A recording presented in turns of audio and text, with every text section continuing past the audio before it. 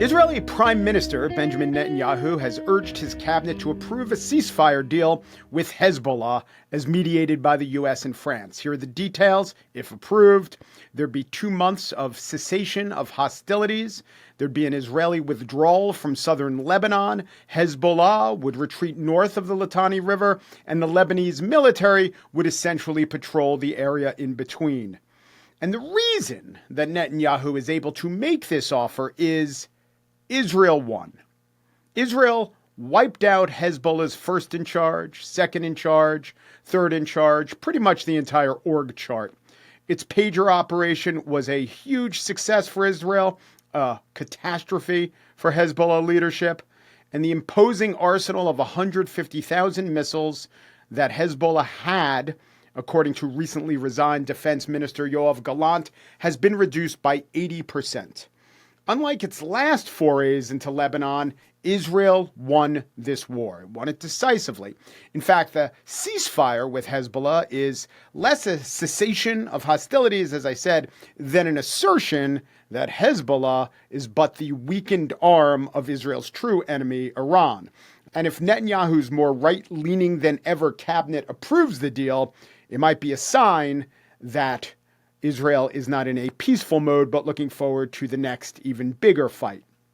Plus, ceasefire now gives reservists the chance to replenish, regroup, munition stockpiles, a chance to fill up again, and there still is some activity in Gaza. Now, of course, we were told that Hezbollah or jihad or even Palestinian liberation can't be defeated because it's not really an army, it's an idea. Well, every nation is an idea. And concepts like honor, service, duty, vengeance, they're all ideas, and they all have a military valence. And if you can significantly set back the military expressions of these ideas, then the military might of your enemy, other ideas will rush in to take their place.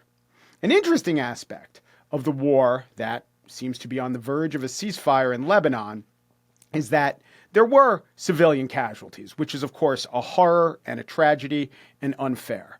But let's look at how many civilian casualties there were. Lebanon's Ministry of Health last week published the numbers, which they said over 3,000 had been killed so far in the war. This included 589 women and at least 185 children since the fighting began, with Hezbollah raining rockets down on Israel on October 7th to coincide with the Hamas attack. Contrast this with Gaza. There, the Ministry of Health, which is a part of Hamas, unlike Lebanon's, which operates independently from Hezbollah, as of yesterday, in Gaza, the Gazan Ministry of Health counted 44,249 dead. So why is it almost 15 times higher than in Lebanon? Well, the fighting went on longer. Both are urban battles, but there was more urban house-to-house fighting in Gaza. But the major explanation, especially among Israel's enemies, is that something like Israel was genocidal in Gaza. I suppose 15 times more genocidal in Gaza than they were in Lebanon. I would argue that has nothing to do with it. It's almost all due to the fact that Hamas's main tactic after the attacks were carried out was the intentional slaughter of their own people. Hamas did manage to kill 369 members of the IDF in exchanges with Israel. This clearly wasn't an exchange, wasn't a deal that they would take or knowingly took. The Israelis were collateral damage for what Hamas truly wanted to do, which is horrify the world with images of civilian suffering. Their tactic relies on, or more accurately, their tactic was the death and suffering of Gazan civilians to shame the Israelis in the world's eyes. And Israel has been shamed. There are ICC warrants out right now for Gallant and Netanyahu, but shame, or you could argue morality, didn't stop Israel from destroying Hamas. Most Israelis would argue that morality, their definition, everyone says the proper definition of morality, is what drove their country to destroy Hamas, no matter the costs.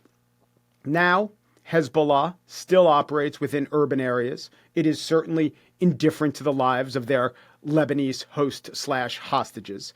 But their tactic was to fight Israel with rockets, not primarily with the bodies of the local population. So in Gaza, we have, according to the UN, tens of thousands of women and children killed. In Lebanon, 775. The IDF was the constant. The tactics of the enemies, we should say the strategy of the enemies, or those who count the dead, they are the forces that changed. And I know the argument, and it's not a terrible argument to hear, that it doesn't matter if Hamas intentionally wanted to slaughter its own people. Even if Hamas wanted that, it is incumbent upon Israel not to oblige. And that perhaps is true. The courts, history, and public opinion will decide. And Israel has made the calculation that they can't depend on the decision of those outside entities. What Israel has to do is protect and continue being Israel, because that's what happens after a war is fought and a war is won. And this war, the war with Lebanon, has by all indications been won and will now soon end.